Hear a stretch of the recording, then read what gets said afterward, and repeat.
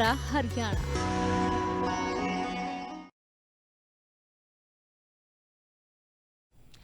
नमस्कार, स्वागत है आपका। मैं आपके साथ सुदेश नैन मोर। आप देख रहे हैं हमारा हरियाणा। बुलेटिन की शुरुआत सबसे पहले नारनौल से मिल रही खबर के साथ, जहां कुछ देर पहले मुख्यमंत्री नायब सिंह सैनी पहुंचे थे और यहां पर स्वास्थ्य मंत्री आरती राव ने उनका जोरदार स्वागत किया। मुख्यमंत्री नायब सिंह सैनी ने भाजपा कार्यालय का उद्घाटन किया है।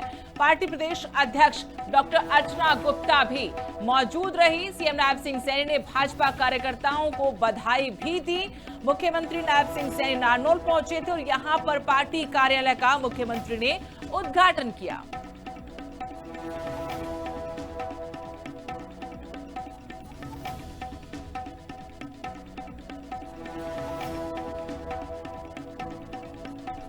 जी, आज बहुत खुशी का दिन है। नारनौल पधारे हैं हमारे मुख्यमंत्री जी और हमारी नई प्रदेश अध्यक्षा डॉक्टर अर्चना गुप्ता जी भी आई हैं उनके साथ, और हमारे भारतीय जनता पार्टी का कार्यालय का उद्घाटन हुआ है आज के दिन। और आज के हम बहुत खुश हैं कि आई थिंक ये कुछ आखिरी ही ज़िले थे जहाँ भारतीय जनता पार्टी का ऑफिस नहीं था। तो आज के दिन बहुत खुशी की बात है कि हमारे ज़िले में भी एक बहुत ही बढ़िया अपने कार्यकर्ताओं के मनोबल को ज़्यादा मजबूत करने के लिए एक भवन का निर्माण हो चुका है। दक्षिण हरियाणा में फोकस हमेशा, क्योंकि मैं यहीं की बेटी हूँ, तो फोकस हमेशा थोड़ा ज़्यादा है, मगर मेरा पूरा फोकस हरियाणा की स्वास्थ्य सेवाओं को बेहतर करने में है। और वो कोई भी ज़िला हो उसमें हम कार्य करने में आगे प्रगतिशील है। और दिल्ली में आज इंडिया ब्लॉक की बैठक से ठीक पहले सड़कों पर कांग्रेस के खिलाफ पोस्टर लगे हुए हैं। राहुल गांधी के खिलाफ ये पोस्टर लगाए गए हैं, जिसमें अलग अलग बातें लिखी हैं। लिखा यह भी है कि राहुल गांधी में स्थिरता की कमी है।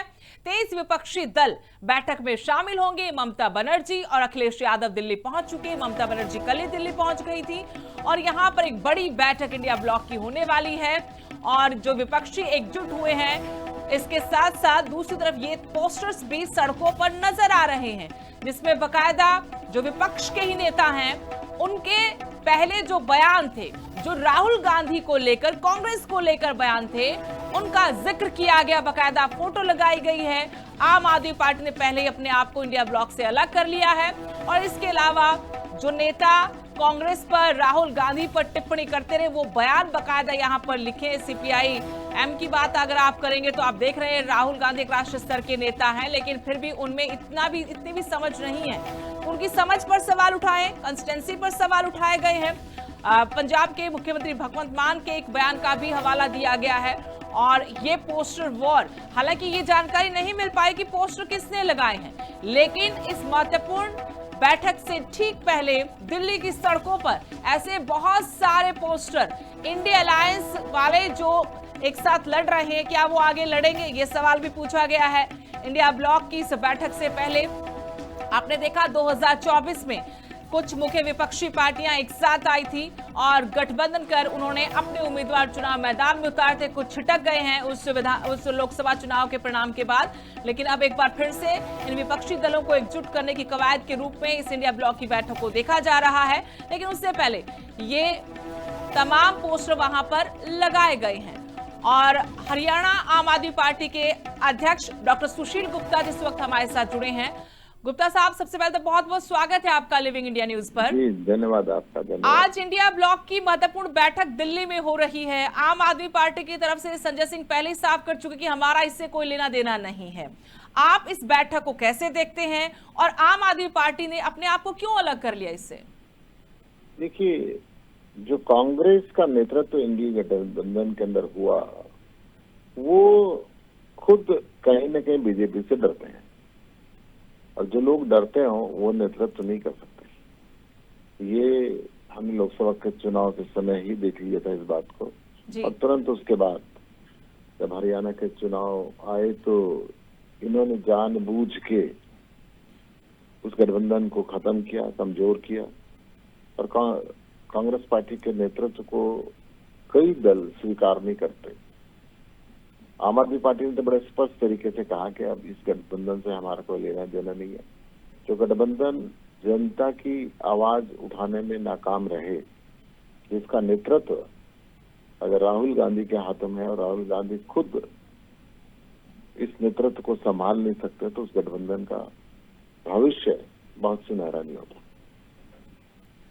अरविंद केजरीवाल के नाम से एक बयान पहले भी आया था और आज जो पोस्टर वहां दिल्ली में सड़कों पर लगे हैं इस बैठक से ठीक पहले राहुल गांधी के विरोध में, वो कह रहे कि वो कमजोर कर रहे हैं राहुल गांधी को। तो आप वाकई में मानते कि राहुल गांधी की वजह से जो विपक्षी पार्टियां साथ आई थी वो कमजोर हो रही हैं? मतलब उनके अंदर लीडरशिप क्वालिटी नहीं है? उसके अंदर कोई दो, क्योंकि कहीं ना कहीं कांग्रेस का अंडर हैंड बीजेपी से समझौता है और यही कारण है कि बाकी सारे विपक्षी दल के नेता को जेल में भेजा जाता है, परंतु कांग्रेस के नेताओं को आपने जेल में जाते हुए नहीं देखा होगा। इनके खिलाफ केस तो हैं, केस तो बहुत हैं। अरविंद केजरीवाल को, मनीष सिसोदिया जी को, संजय सिंह जी को, हमारे सारे शीर्ष नेतृत्व को जेल के अंदर डाला और लोअर कोर्ट से लेके सुप्रीम कोर्ट तक 25 पैसे की कभी रिकवरी का बात नहीं आई, कभी कोई ऐसा पुख्ता सबूत सामने नहीं आया और आखिरी में ट्रायल कोर्ट ने कहा कि मैं इस केस को खत्म करता हूं। इस केस को ट्रायल के योग्य भी नहीं समझा गया। जिस केस के हवा बना के इन्होंने दिल्ली का इलेक्शन जीता, जिस केस के चलते पार्लियामेंट के इलेक्शन के दौरान हमारे शीर्ष नेतृत्व को जेल में बंद करके रखा, हरियाणा के चुनाव के दौरान बंद करके रखा, दिल्ली के चुनाव के दौरान बंद करके रखा, हमारी सरकार को तोड़ने के लिए क्या क्या षड्यंत्र नहीं रचा इन्होंने, उस समय क्या इंडिया गठबंधन के रूप के अंदर ये जो आवाज उठनी चाहिए थी नेतृत्व की तरफ से, वो नेतृत्व कमजोर रहा। और यही कारण है कि आज बंगाल के अंदर इंडिया गठबंधन के पार्टनर के क्या हालत भारतीय जनता पार्टी ने की जी। उस समय कांग्रेस इनके खिलाफ बोल रही थी, अपने गठबंधन के साथी के खिलाफ। महाराष्ट्र के अंदर एक पार्टी को चूर चूर कर दिया गया।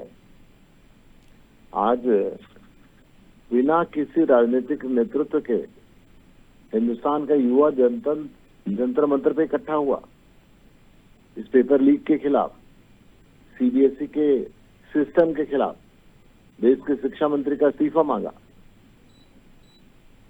ये जो अंदर अंदर एक देश के युवा के मन में गुस्सा, विरोध की चिंगारी है जी, विरोध की चिंगारी है और विरोध की केवल विरोध नहीं, गुस्सा भी है। वो अपने भविष्य को बर्बाद होते हुए यहाँ पे देख रहे हैं। किस तरीके से एक बच्चा सालों तैयारी करता है और उसका सपना चूर चूर हो जाता है, और ये बच्चा हर घर के अंदर है जी। चाहे वो बीजेपी का घर हो, चाहे वो कांग्रेस का घर हो, चाहे वो आम आदमी पार्टी का घर हो या किसी और पार्टी का घर हो, हर घर के अंदर युवा बच्चा है। उस बच्चे के मन के अंदर अपने भविष्य को लेकर चिंता है कि देश की सरकार इसी तरीके से हर साल पेपर लीक करती रहेगी तो उनका भविष्य का क्या होगा।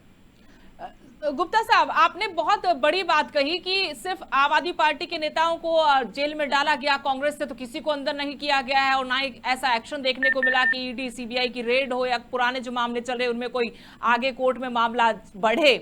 ये बड़ा आरोप है, लेकिन मैं आपसे ये पूछना चाहती हूँ कि एक ये भी तो उलझन है कि जब ये इंडिया अलायंस हुआ था, हमने लोकसभा चुनाव में भी देखा था, तब तो हो गया अलायंस, लेकिन जब विधानसभा चुनाव आए वही नेता जो लोकसभा चुनाव में एक दूसरे की तारीफ कर रहे थे और उम्मीदवार खड़े किए गए थे मिलजुल कर, वो विधानसभा चुनाव में एक दूसरे के कैसे बयानबाजी कर रहे थे। में इस इंडिया गठबंधन को तोड़ने वाले सबसे पहले हरियाणा के अंदर कांग्रेस ही थी।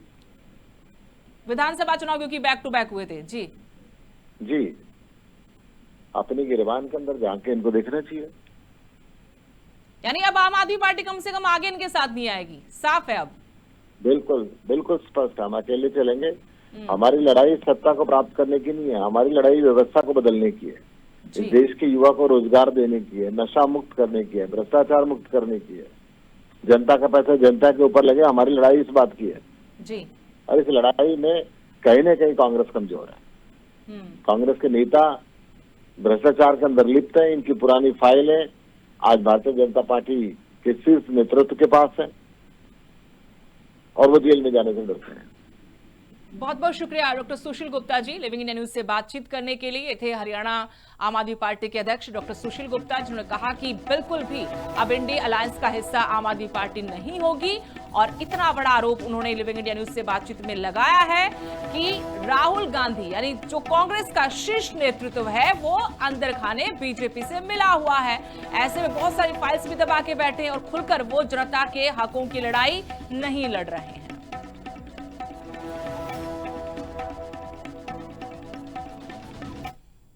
खबर हरियाणा आईडीएफसी फर्स्ट बैंक घोटाला मामले से जुड़ी हुई, जहां आईएएस अफसर को सरकारी गवाह बनाने की तैयारी हो रही है। यह बड़ी खबर सूत्रों से निकल के सामने आई है कि अब आईएएस अधिकारी को सरकारी गवाह बनाने की तैयारी चल रही है।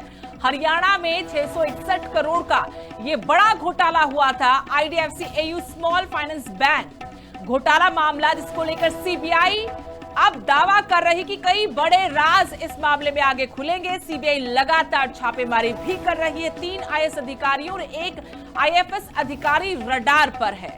अधिकारियों के आवास समेत 6 ठिकानों पर दबिश भी दी गई। और अब खबर यह है कि एक आईएएस अधिकारी को सरकारी गवाह बनाकर इस पूरे के पूरे नेटवर्क को तोड़ने की कोशिश की जाएगी। और ऐसे में कई और लोग अब जांच की आंच में आ सकते हैं। तपिश वहां तक भी जाएगी और कई बड़े हैरान कर देने वाले खुलासे इस मामले में होने की उम्मीद सीबीआई को है।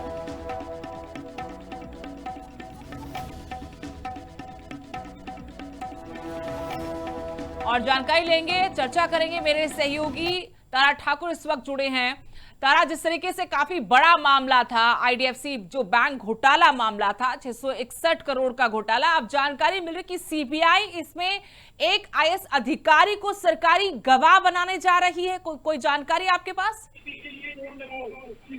बिल्कुल, देखिए हरियाणा के आईडीएफसी फर्स्ट बैंक और एयू स्मॉल फाइनेंस बैंक के जो 661 करोड़ रुपए के जो घोटाले मामले को लेकर लगातार जांच पड़ताल कर रही है। और पिछले दिनों कई आईएएस जो अधिकारी हैं उनके ठिकानों पर छापेमारी भी की गई थी। और अब जो है एक सूत्रों से जो जानकारी मिल पा रही है कि सीबीआई जो जांच एजेंसी है हरियाणा कैडर के एक आईएएस अधिकारी को जो है वो सरकारी गवाह बनाने का विचार कर रही है। माना जाता है कि इस अधिकारी के बयान पर पूरे नेटवर्क और घोटाले की कार्यप्रणाली से जुड़े कई महत्वपूर्ण तथ्य सामने आ सकते हैं, क्योंकि सीधे सीधे इस पूरे मामले में तार बड़े अधिकारियों तक जा रहे थे और 4 के खिलाफ तो जांच भी खुल गई है। ऐसे में हम क्या माने कि पूरा नेटवर्क तभी सामने आ पाएगा जैसे सीबीआई की तरफ से जानकारी मिल पा रही है कि एक अधिकारी को अगर हम सरकारी गवाह बना ले तो फिर बाकियों की पोल खुल सकती है और सबूत जुटाने में पूरे मामले को खोलने में, उसके राज खोलने में आसानी होगी। देखिए, जिसे पिछले सीबीआई के द्वारा कई अधिकारियों के ठिकानों पर छापेमारी की थी, कई 10 रुपए और जो इलेक्ट्रॉनिक गैस कब्जे में लिए थे। और लगातार इस पूरे मामले को लेकर जो सीबीआई जांच पड़ताल कर रही है। अब नया मोड़ जो इस मामले में जो आईएएस अधिकारी है वो सरकारी गवाह बनेंगे, तो कहीं ना कहीं इस मामले में कई परतें, कई लोगों के नाम जो है वो सामने आ सकते हैं। तो अब देखना ये होगा कि आगामी जांच में सीबीआई क्या आता है, किन किन अधिकारियों के जो नाम है वो सामने आते हैं, ये देखने वाली बात होगी। लेकिन लगातार पहले इस को लेकर जो है लगातार जांच कर रही है। कई आईएएसओ से जो दस्तावेज भी कब्जे में लिए गए हैं। शुक्रिया तारा तमाम जानकारी के लिए। और जांच अब जो दायरा था जांच का वो चंडीगढ़ पंचकुला से बाहर अब दिल्ली एनसीआर तक पहुंच गया है। कई अधिकारी क्योंकि रडार पर है, 4 आईएएस अधिकारी जिनके ठिकानों पर दबिश दी गई, कुछ सबूत भी इकट्ठा किए गए हैं, कुछ डिवाइस भी जब्त की गई हैं। इसके अलावा सूत्र जानकारी ये दे रहे कि एक आईएएस अधिकारी को सीबीआई सरकारी गवाह बनाने की तैयारी में है और उसके बाद मामले में और बड़े खुलासे होने की संभावना है।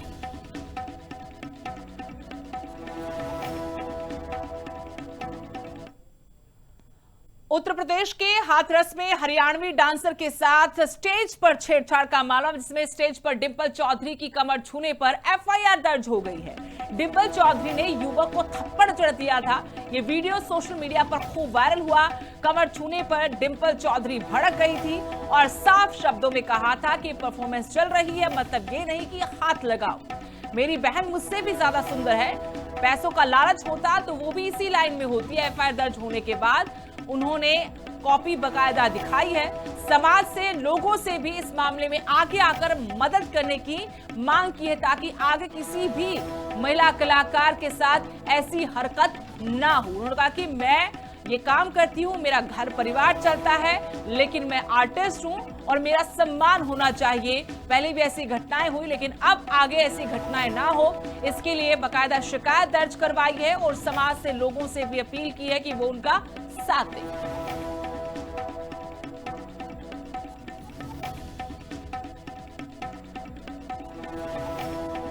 मुझे नहीं पता ये सब क्यों हो रहा है, किस लिए हो रहा है, मुझे कुछ नहीं पता।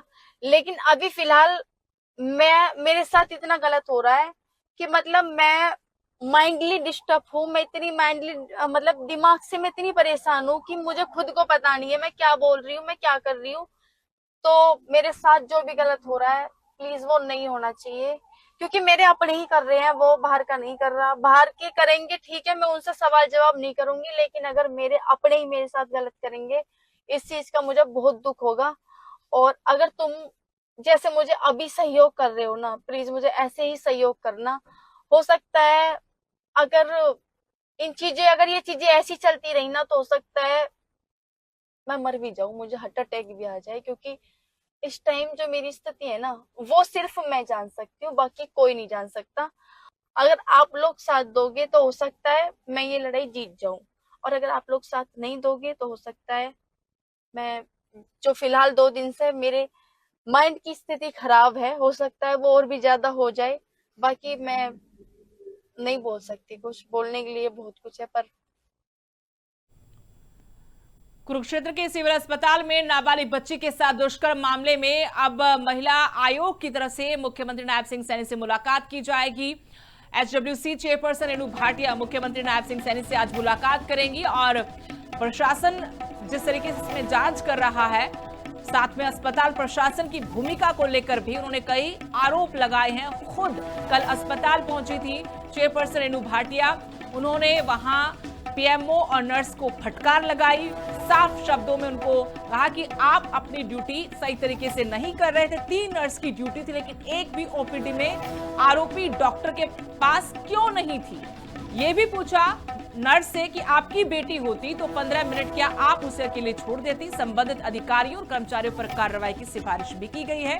पीड़ित बच्ची की सुरक्षा, काउंसलिंग पर जोर दिया है। कहा कि बेटियों की सुरक्षा में किसी भी तरह की लापरवाही बर्दाश्त नहीं होगी और वो शिक्षा मंत्री से मुलाकात करके इस बच्चे की 12वीं तक की जो पढ़ाई है वो मुफ्त करवाने की कोशिश करेंगे। रूल्स में है कि नहीं है? Why she was not there? Why she was not there? सारी ओपीडीज में एक रहता है ना कोई। कहाँ था उस दिन वाला? कौन था? क्यों नहीं था? Immediate suspend. Why she was not there? Immediate suspend. Himanshu writing में डालो। Immediate suspend those 3 who were not there. आप किसी पेशेंट के पास जाते हो, मुझे जवाब दे सारी नर्सेस, और कोई लेडी पेशेंट का अंडर ऑर्गन चेक होता है या कोई इस तरह वाला मैटरनिटी चेक होता है, उसको आप कवर करते हो कि नहीं करते जब डॉक्टर देखता है? मेरा दिल बहुत उदास है कि डॉक्टर्स जो है भगवान का रूप मान के हम आते हैं, हम तकलीफ में होते हैं, हम दर्द में होते हैं और हम तभी अस्पताल जाते हैं। अन्यथा अस्पताल जैसी जगह कोई पिकनिक मनाने की शौक की जगह नहीं होती। ये बच्ची 27 अप्रैल अपनी दादी के साथ आई थी, इसी डॉक्टर की ओपीडी थी और इस डॉक्टर ने पेट दर्द की बात को लेकर, बच्ची आई थी कि मेरे पेट में दर्द है, उस चेकअप को लेकर उसने चाहे वो दवाइयाँ दी, जो भी किया, उस टाइम की प्रिस्क्रिप्शन वो अभी मैं देखूंगी डिटेल में, परंतु उस समय इस बच्ची को 100 रुपये दिए कि तेरी माँ नहीं है तो ये ले कुछ खा लेना।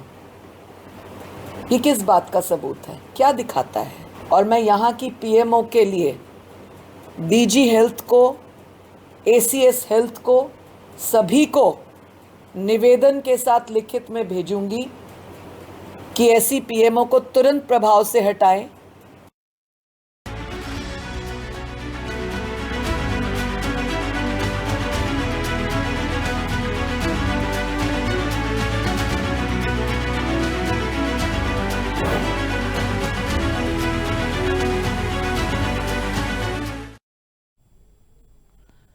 लुधियाना में आयोजित विशाल कीर्तन समागम में हरियाणा के मुख्यमंत्री नायब सिंह सैनी ने शिरकत कर तीसरे पातशाह श्री गुरु अमरदास जी को नमन किया। सीएम नायब सिंह सैनी ने कहा कि गुरु अमरदास जी का जीवन त्याग, सेवा, तपस्या और समानता का प्रेरणादायक संदेश देता है। मुख्यमंत्री ने बताया कि गुरु जी ने समाज कल्याण और आध्यात्म के प्रसार के लिए 22 मंजियों की स्थापना की थी। सीएम सैनी ने कहा कि हरियाणा और पंजाब की सांस्कृतिक और आध्यात्मिक विरासत साझा है। सीएम सैनी ने 1984 दंगा पीड़ित 121 परिवारों को नौकरी, गुरु दर्शन यात्रा योजना और हजूर साहिब के लिए विशेष ट्रेनों के बारे में भी यहां पर जानकारी साझा की। लुधियाना में विशाल कीर्तन समागम का आयोजन। सीएम सैनी ने श्री गुरु अमरदास जी को किया नमन। लुधियाना में गूंजा सेवा, सिमरन और एकता का संदेश। सीएम सैनी बोले, हरियाणा पंजाब का सांस्कृतिक रिश्ता अटूट। हरियाणा के मुख्यमंत्री नायब सिंह सैनी ने पंजाब के लुधियाना में आयोजित विशाल कीर्तन समागम में शिरकत की। सीएम सैनी ने संगत को संबोधित करते हुए तीसरे पातशाह श्री गुरु अमरदास जी को श्रद्धा पूर्वक नमन किया। सीएम सैनी ने कहा कि ये समागम समाज को एकता, सेवा और सिमरन के सूत्र में पिरोने का महान कार्य कर रहा है। मेरे लिए बड़े ये फकर दी गल है कि मैं तीजे पातशाह श्री अमरदास जी ਨੂੰ शीश नवा करके मैं उन्होंने नमन करता हाँ, उन्होंने प्रणाम करता हाँ। मैं इस समागम ਦੇ ਵਿੱਚ आयोजित ਕਰਨ ਲਈ ਗੁਰੂ ਅਮਰਦਾਸ ਸੇਵਾ ਸੁਸਾਇਟੀ, श्री सुखमणी सेवा सोसाइटी ਤੇ ਗੁਰੂ ਅਮਰਦਾਸ ਗੁਰਦੁਆਰਾ ਤੇ ਧਰਮਸ਼ਾਲਾ ਚੈਰੀਟੇਬਲ ਟਰਸਟ ਦੇ सभी पदाधिकारियों ਨੂੰ मैं ਉਹਨਾਂ ਦੀ सराहना करदा। ਤੁਸੀਂ इस महान समागम आयोजन करके समाज ਨੂੰ एकता ਤੇ सिमरन ਤੇ एक सूत्र ਦੇ ਵਿੱਚ ਪਰੋਣ ਦਾ ये महान काम किया है। मुख्यमंत्री नायब सिंह सैनी ने बताया कि गुरु अमरदास जी का जीवन त्याग, तपस्या, सेवा और समानता का ऐसा संदेश देता है जो आने वाली पीढ़ियों को भी प्रेरित करता रहेगा। मुख्यमंत्री नायब सिंह सैनी के मुताबिक गुरु अमरदास जी महान समाज सुधारक भी थे। उन्होंने समाज में समानता, भाईचारे और महिला सम्मान को नई दिशा दी। नारी सशक्तिकरण के क्षेत्र में उनका योगदान आज भी प्रेरणादायी माना जाता है। प्यारी साध संगत जीओ, समाज सुधार ते नारी सशक्तिकरण विच भी गुरु अमरदास जी का महान योगदान। उन्होंने अज तो सदियां महिलावां दे अधिकारां लई जो आवाज उठाई सी, उसकी मिसाल पूरी दुनिया विच किते नहीं मिलती है। प्यारी साध संगत जीओ, उन्होंने सती प्रथा जिन्नी अमानवी है, कुप्रथा का पुरजोर गुरु अमरदास जी ने किया है। उन्होंने विधवा विवाह का समर्थन किया ते महिलाओं को पर्दा प्रथा त्याग करने की प्रेरणा दी है। मुख्यमंत्री नायब सिंह सैनी ने बताया कि गुरु अमरदास जी ने मंजी प्रथा की शुरुआत की थी, जिसके तहत धर्म, आध्यात्म और समाज कल्याण के प्रचार प्रसार के लिए 22 मंजियों की स्थापना की गई थी। ये व्यवस्था समाज को संगठित करने और जन कल्याण के संदेश को जन जन तक पहुंचाने का प्रभावी माध्यम बनी। सीएम सैनी के मुताबिक हरियाणा और पंजाब केवल भौगोलिक रूप से पड़ोसी राज्य नहीं है, बल्कि दोनों की आत्मा, संस्कृति, इतिहास और आध्यात्मिक विरासत भी एक दूसरे से गहराई से जुड़ी हुई हैं। दोनों राज्यों की साझा परंपराएं राष्ट्रीय एकता को मजबूत करती हैं। प्यारी साध संगत जीओ, असी हरियाणा दे पंजाब केवल एक भौगोलिक रूप विच पड़ोसी नहीं है। प्यारी साध संगत जीओ, बल्कि साडी आत्मा, संस्कृति ते आध्यात्मिक विरासत एक ही है। हरियाणा की भूमि उत्ते भी गुरु साहिबाना दे समय समय ते उन्हां दे चरण कमल पड़े ने। प्यारी साध संगत जीओ, साडी सरकार हरियाणा दे विच सिख समाज दे प्रति ਸਾਡੀ ਸਰਕਾਰ ਦਾ ਜਿਹੜਾ ਪ੍ਰੇਮ ਕੇਵਲ ਸ਼ਬਦਾਂ ਦੇ ਵਿੱਚ ਨਹੀਂ ਬਲਕਿ ਕੰਮਾਂ ਦੇ ਵਿੱਚ ਦਿਖਾਈ ਦਿੰਦਾ ਹੈ। मुख्यमंत्री नायब सिंह सैनी ने कहा कि हरियाणा सरकार ने 1984 के दंगों में अपने परिजनों को खोने वाले 121 प्रभावित परिवारों को एक एक सदस्य को सरकारी नौकरी देने का प्रावधान किया है। सिरसा की चौधरी देवीलाल यूनिवर्सिटी में श्री गुरु तेग बहादुर जी पर शोध और अध्ययन को बढ़ावा देने के लिए विशेष चेयर की स्थापना की गई।